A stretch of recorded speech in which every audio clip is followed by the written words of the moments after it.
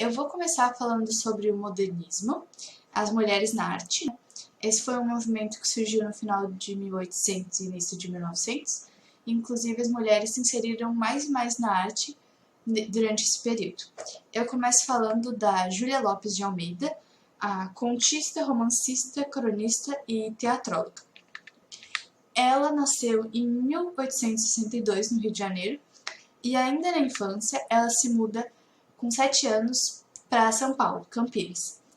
Ela inicia seu trabalho na imprensa em 1881, aos 19 anos, na Gazeta de Campinas, numa época em que a participação da mulher na vida intelectual é bem rara e incomum. E 3 anos depois, ela começa a escrever também para o jornal carioca O País. Mas é em Lisboa, para onde se muda em 1886, que ela se lança como escritora.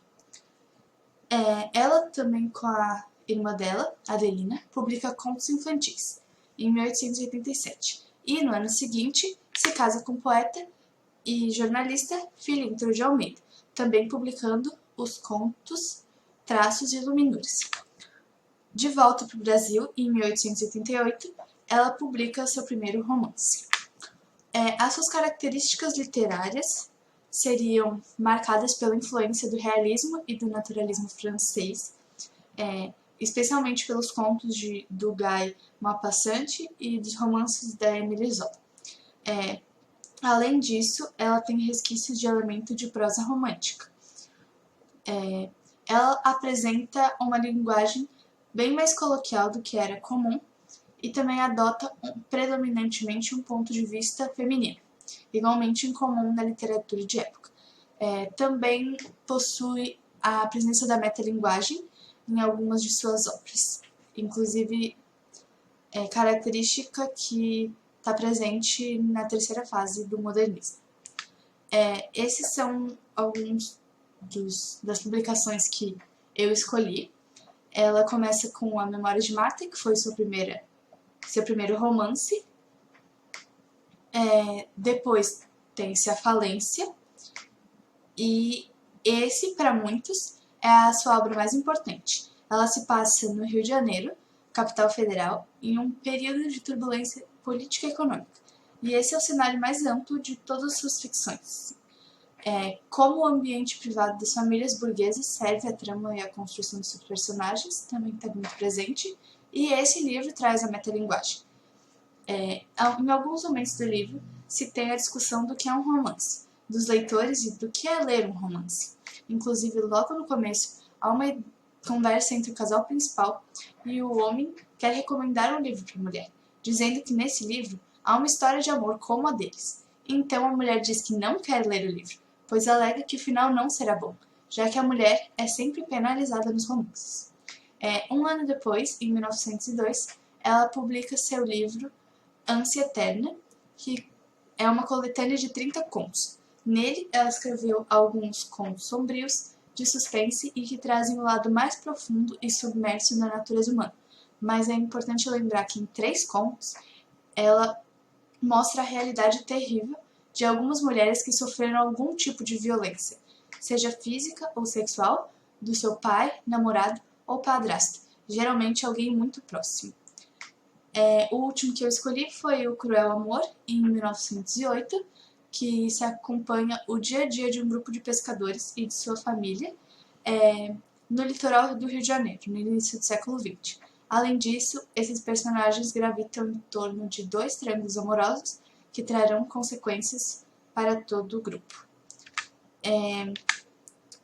Mesmo participando de reuniões e contribuindo para a fundação da Academia Brasileira de Letras, ela não foi escolhida para figurar entre os imortais da Academia. O motivo? Por ser mulher. Ele seguiu o padrão francês das academias literárias na época, e eles não aceitavam mulheres. Então, os brasileiros seguiram nessa linha. Ela foi fundada em 1897 e a cadeira número 3, que deveria ter sido de autora, foi então concedida ao seu marido. Apenas em agosto de 1977, a Academia Brasileira de Letras passou a aceitar mulheres. Uma vez questionado, Filintro de Almeida, seu marido, relatou: "Eu nunca disse isso a ninguém, mas há muito que penso. Não era eu, quem devia estar na academia. Era ela. Mesmo assim, ela não se deixa abalar e continua produzindo. Entre 1913 e 1918, ela volta a viver em Portugal e publica suas primeiras peças teatrais e um livro infantil junto com seu filho Afonso Lopes de Almeida. Na década seguinte, ela se muda para Paris, onde alguns dos seus textos são traduzidos e publicados. Em colaboração com o marido também, escreveu no folhetim do Jornal do Comércio seu último romance, A Casa Verde, em 1932. Ela acaba voltando para o Brasil e falecendo em 1934, no Rio de Janeiro. A segunda e última artista que eu vou citar aqui é a Georgina de Moura Andrade Albuquerque, professora e pintora. Ela nasce em 1885 em Taubaté, São Paulo, e ela começa a pintar aos 9 anos. Aos 15 anos, em 1900, sob a tutela do pintor italiano Rosalbino Santoro, que frequentava bastante sua casa, ela aprendeu os princípios básicos da pintura, como aplicar as leis da perspectiva e as técnicas de mistura de tintas. Sendo sua aluna, ela expõe pela primeira vez em 1903, na 10ª Exposição Geral de Belas Artes. Ela se muda para o Rio de Janeiro em 1904, buscando mais conhecimento, e aos 19 anos entra na Escola Nacional de Belas Artes, aluna do pintor Henrique Bernatelli. Ela se casa em 1906 com o pintor Lucílio de Albuquerque, a quem ela também havia conhecido na escola. No mesmo ano, ela viaja com seu marido para a França, pois ele havia ganho uma bolsa como prêmio para estudar fora. Essa viagem para a França foi muito importante para ela e ela foi fortemente influenciada pelas técnicas pictóricas impressionistas, nas quais o artista busca representar as formas tais como elas se apresentam sob a deformação da luz. Então, algumas características pictóricas dela é a luminosidade e a aptidão pelo uso das cores, a livre pincelada e a sensação de movimento que ela dá, a temática de representação do ambiente feminino burguês, e ela também é bem flexível nos temas. Entretanto, a maioria de suas obras inclui um personagem comum, que é a mulher. Então, começando com essa obra aqui, que é muito importante, ela pinta a sessão do Conselho de Estado em 1922. E ela foi a primeira mulher brasileira a pintar uma tela de gênero histórico. Não só isso, ela também pintou uma mulher, a Princesa Leopoldina, como sendo o centro dos acontecimentos. Então, tem-se pela primeira vez na história uma mulher resgatando a imagem de outra mulher e valorizando. Diferente de uma mulher retratando um homem, e uma mulher retratando uma mulher, e um homem retratando uma mulher. Pois os homens retratavam a Leopoldina sempre como apática e melancólica, por causa das infidelidades do seu casamento. Já a Georgina não a vê assim, e essa pintura histórica aproxima ela do modernismo, pois uma das suas características é o nacionalismo. As pinturas dela apresentam sempre uma paleta de cores luminosas e sempre empregadas com sensibilidade, como também dá para ver nesse quadro de 1926, chamado Dia de Verão. Nessa obra, ela destaca a intensa luminosidade. Com esse quadro, uma jovem afasta a cortina em uma varanda ensolarada. Ele tem pinceladas muito rápidas que o compõem e dão a sensação de leveza do tecido da cortina, mas também a sensação atmosférica de um dia de verão. O quadro todo foi trabalhado com essa dominância cromática entre tons de vermelho e verde, e que se nota até na pele da personagem.